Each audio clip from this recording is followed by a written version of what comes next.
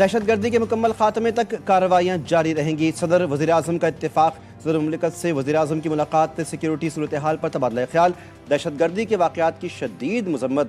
صدر زرداری کا پارلیمنٹیرینز اور اتحادی جماعتوں کے اعزاز میں ایوان صدر میں عشائیہ۔ صدر اور وزیر اعظم نے اس موقع پر اس عزم کا اعادہ کیا کہ غیر ملکی پشت پناہی یافتہ دہشت گردوں اور ان کے سہولت کاروں کے خلاف کارروائیاں دہشت گردی کے مکمل خاتمے تک جاری رہیں گی۔ ایرڈ کالج وانا میں چھپے 3 دہشت گردوں کے خلاف آپریشن جاری۔ تمام طلبہ اور اساتذہ ریسکیو۔ حملے کے وقت 525 کیڈٹس سمیت 650 افراد موجود تھے۔ سیکیورٹی ذرائع کے مطابق اب آپریشن جامع طریقے سے حتمی انجام تک پہنچایا جائے گا۔ آخری خوارج کو جہنم واصل کرنے تک سیکیورٹی آپریشن جاری رہے گا۔ تینوں دہشت گردوں کا تعلق افغانستان سے بتایا جا رہا ہے، جو مسلسل فون پر افغانستان سے ہدایات لے رہے ہیں۔ تینوں افغان خوارجین کو کالج کی ایک مخصوص عمارت تک محدود کر دیا گیا۔ اور پاکستان آرمی اور متحدہ عرب امارات کے پریزیڈنشل گارڈز کی مشترکہ انسداد دہشت گردی مشق جلمود 1 ختم۔ مشق میں یرغمالیوں کی بازیابی کے آپریشنز پر توجہ دی گئی۔ اختتامی تقریب میں جنرل آفیسر کمانڈنگ SSG مہمان خصوصی تھے۔ UAE کے سینئر فوجی حکام اور سفارتکار بھی موجود تھے۔ مشق کا مقصد یرغمالیوں کی بازیابی اور انسداد دہشت گردی کے آپریشنز میں مشترکہ مہارت کو فروغ دینا تھا اور پاکستان اور متحدہ عرب امارات کے درمیان فوجی تعاون کو مزید مضبوط کرنا تھا۔ اور خط لکھنے والے جج کی قانون اور آئین کی پاسداری کی تاریخ ذاتی طور پر جانتا ہوں۔ عدلیہ کی آزادی پر کوئی قدغن نہیں لگائی جا رہی۔ وزیر دفاع خواجہ محمد آصف نے ایکس پر جاری بیان میں کہا ہے کہ جسٹس منیر سے جسٹس نسیم حسن شاہ اور جسٹس ارشاد حسن خان اور پاناما جج صاحبان نے جو جرائم کیے تھے، کیا خط لکھنے والوں کو اپنے ادارے کی وہ تاریخ یاد نہیں یا وہ بھولنے کے مریض ہیں؟ جو انصاف کا تقاضا کرتا ہے انہیں خود بھی انصاف کرنا چاہیے۔ اپنے گریبان میں پہلے جھانکیں، پھر چٹھیاں پاؤ۔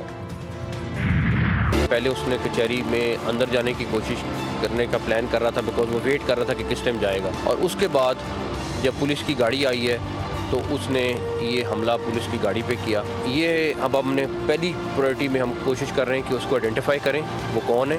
میں آپ کو شور کراتا ہوں کہ ہم اگلے چند گھنٹوں میں اس کو آئیڈینٹیفائی کر لیں گے۔ حملہ 12:39 پر ہوا۔ خودکش حملہ آور کچہری کے اندر جانے کا پلان کر رہا تھا۔ وزیر داخلہ محسن نقوی نے کہا حملہ آور نے موقع نہ ملنے پر پولیس وین پر حملہ کیا۔ کچہری میں داخل ہونے والے ہر شخص کی چیکنگ ہوتی ہے۔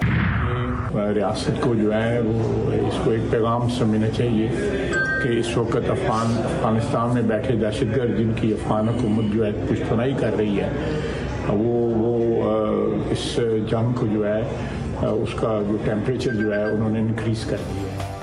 اندازہ تھا ہم پر دباؤ ڈالنے کے لیے ایسی کوئی حرکت کی جائے گی۔ دہشت گردی اب تک صرف سرحدی علاقوں تک محدود تھی۔ ریاست کو اسلام آباد میں دہشت گردی کا ایک پیغام سمجھنا چاہیے۔ وزیر دفاع خواجہ محمد آصف کہتے ہیں طالبان رجیم کی پشت پناہی سے دہشت گردوں نے ٹیمپریچر بڑھا دیا۔ پاکستان دہشت گردانہ کارروائیوں کا بھرپور جواب دے گا۔ Most unfortunate that militant groups continue to imperil peace, not only within Afghanistan but also beyond its borders. When our border posts were attacked last month from the Afghan side, our response was firm and decisive. Afghanistan دہشت گردوں کے خلاف کارروائی کرے۔ شدت پسند گروہ افغانستان اور اس کے باہر امن کے لیے خطرہ ہیں۔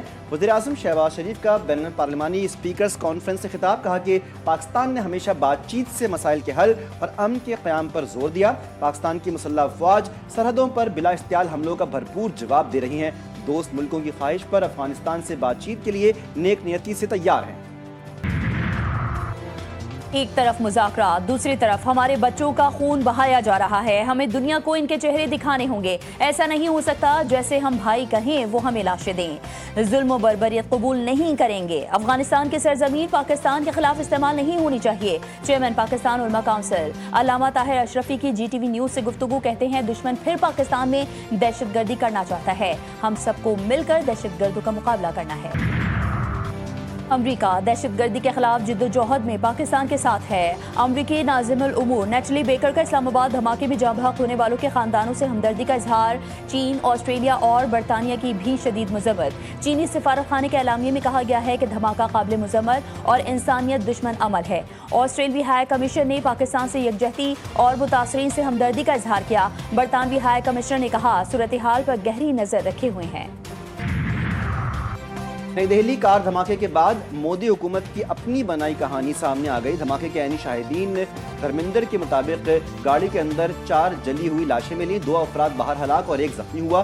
سفید رنگ کی ماروتی تھی، نمبر پلیٹ ہریانہ کی تھی۔ دھرمیندر کا کہنا ہے کہ گاڑی ماروتی تھی مگر امید شاہ اور گودی میڈیا اسے ہونڈائی قرار دے رہے ہیں۔ گواہ نے کہا کہ گاڑی کے مالک کا نام ندیم تھا، راٹ رول اسے سلمان بتا رہے ہیں جبکہ گودی میڈیا اسے طارق بتا رہا ہے۔ 27th Amendment Bill 2025 as passed by Senate be taken into consideration at once.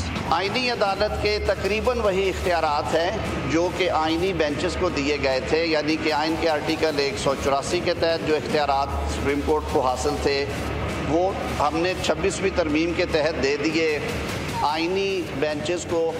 وہ اختیار اب آئینی عدالت استعمال کرے گی۔ سینٹ سے منظور 27ویں آئینی ترمیم بل قومی اسمبلی میں پیش۔ وفاقی وزیر قانون و انصاف اعظم نذیر تارڑ نے 27ویں آئینی ترمیم بل کی تحریک پیش کی۔ کہا ہمیشہ آئین میں ترمیم اکثریت کی حمایت سے کی جاتی ہے۔ مشترکہ کمیٹی میں اپوزیشن کو بیٹھنا چاہیے تھا۔ کئی ممالک میں ججز کی تقرری جوڈیشل کمیشن کے ذریعے ہوتی ہے۔ وزیر اعظم تو کبھی کوئی سرکاری افسر سو موٹو کی نظر ہوا۔ از خود نوٹسز نے بعض اوقات ملک کا معاشی نظام ہی بٹھا دیا تھا۔ از خود نوٹس کا اختیار ختم کر کے ایک طریقہ کار وضع کیا گیا۔ وزیر قانون اعظم نذیر تارڑ کی تقریر کے دوران اپوزیشن کا شور شرابہ، آئینی ترمیم نامنظور کے نعرے۔ 27ویں آئینی ترمیم کو ہم نہیں مانتے، آئین مقدس ذمہ داری ہے۔ آج اس ذمہ داری سے بے ایمانی کی گئی۔ Chairman P T I barrister Gohar نے 27ویں آئینی ترمیم کو باکو ترمیم قرار دے دیا۔ کہا کہ دنیا کے کس صدر کے پاس استثناء ہوتا ہے؟ دنیا بھر میں عوام کے سامنے جواب دہ ہونا ہی جمہوریت ہے۔ آج یہ جمہوریت کو دفن کرنے کے لیے ایک قدم آگے بڑھ رہے ہیں۔